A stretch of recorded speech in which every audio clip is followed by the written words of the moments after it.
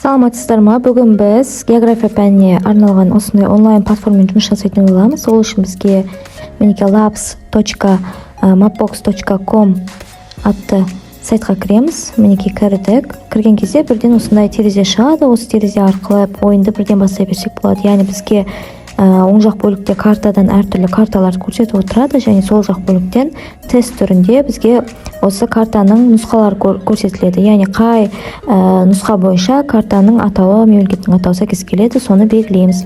Соны белгілегеннен кейін барып, астыңғы мысалы Польшаны белгіледік. Сол Польша елінің әнұраны, әртүрлі ақпараттар барлығы жазылып тұрады.